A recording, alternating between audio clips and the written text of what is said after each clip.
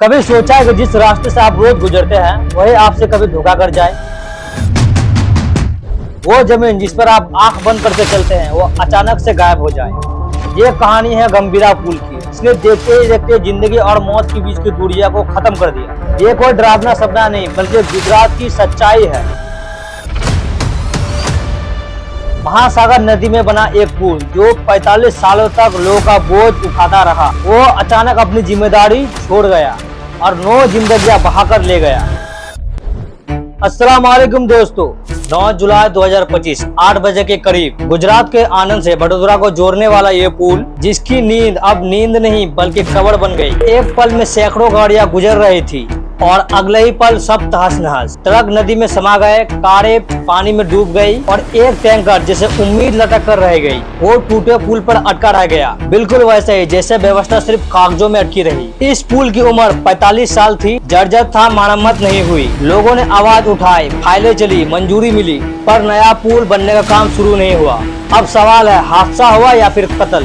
वो गाड़ियां जो नीचे नदी में जा गिरी, क्या उनकी मौत सिर्फ लोहा की पुल की थी या फिर सिस्टम का भी? जिसने भी देखा उसकी रूह कांप गई। और कुछ लोग किस्मत वाले थे, वैसे वो टैंकर जो गिरा नहीं बल्कि लटक गया। लेकिन बाकी वो जिंदगी से लटकते लटकते गिर गया। 2 ट्रक, 2 कारें और एक ऑटो, पानी ने सब कुछ निगल लिया। गांव के लोग, पुलिस, एनडीआरएफ सब पहुंचे, पर तब तक 9 घरों के चिराग बुझ चुके थे। ये हादसा सिर्फ एक पुल गिरने का कहानी नहीं है, ये उस भरोसे की टूटने की कहानी है जो हम सिस्टम पर करते हैं। और सरकार कहती है पिछले साल ही मरम्मत हुआ, सीएम ने 3 महीने पहले नया पुल पास किया, तो फिर ये 10-15 मीटर का स्लैब कैसे गिरा? सिर्फ पुल नहीं टूटा, वडोदरा, भरूच, अंकलेश्वर, सूरत सबका संपर्क टूट गया। अब लंबा रास्ता लेना पड़ेगा। ये गंभीरा पुल सिर्फ वडोदरा को आनंद से नहीं जोड़ता था, ये भरूच और अंकलेश्वर से भी जुड़ा था। अब ये रास्ता बंद है। सूरत, नवसारी, पूरा दक्षिण गुजरात सौराष्ट्र से कट गया।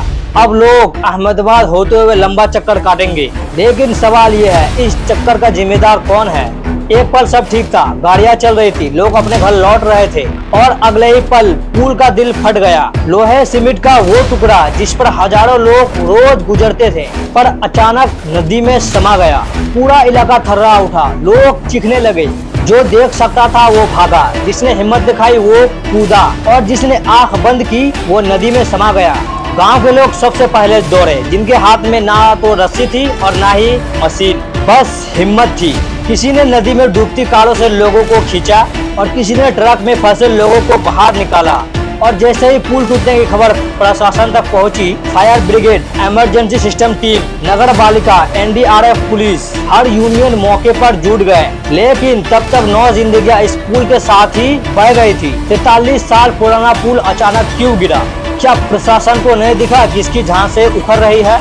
मेंटेनेंस कहाँ था? अगर पुल जर्जर था तो फिर गाड़ियां क्यों दौड़ती रही? क्या यह सिर्फ हादसा है या सिस्टम की नाकामी का नतीजा? सरकार कह रही है जांच होगी, फिलहाल सब रेस्क्यू में लगे हुए हैं। जो स्लैब है वो टूट के गिर गया। ब्रिज पे उसमें 2 वाहन थे, वो भी वहाँ पे फंसे रहे, और जो ब्रिज के ऊपर 2 ट्रक, 2 पिकअप और एक रिक्शा, वो नीचे गिर के नदी में आ गए थे। स्थानिक लोगों ने और जो रेस्क्यू टीम्स हैं उन लोगों ने रेस्क्यू करना शुरू किया, और अभी तक हमारे हाथ में जो डिटेल्स आई हैं, लगभग 9 लोगों की मृत्यु हुई है, और उनकी आगे की प्रोसेस पादरा सीएससी हॉस्पिटल में चालू है। 9 जितने लोगों को रेस्क्यू किया गया है उसमें से 5 को एसएससी हॉस्पिटल रेफर किया गया।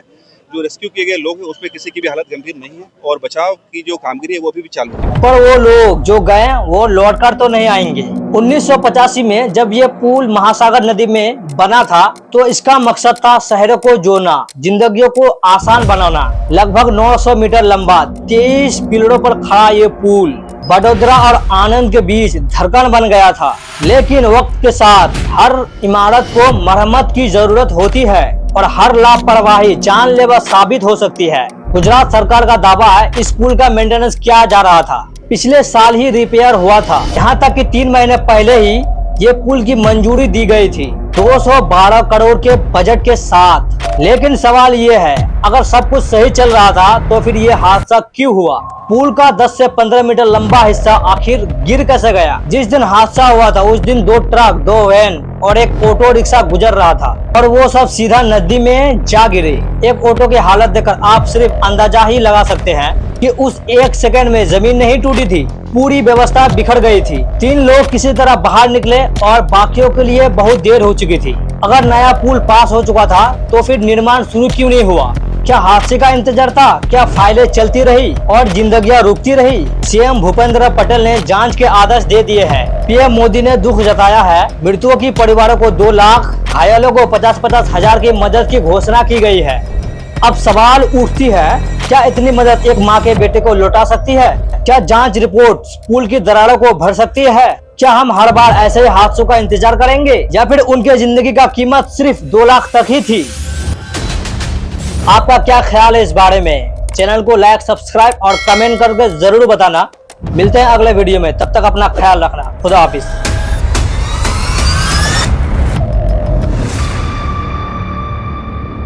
तब तक ये वीडियो आप देख सकते हैं।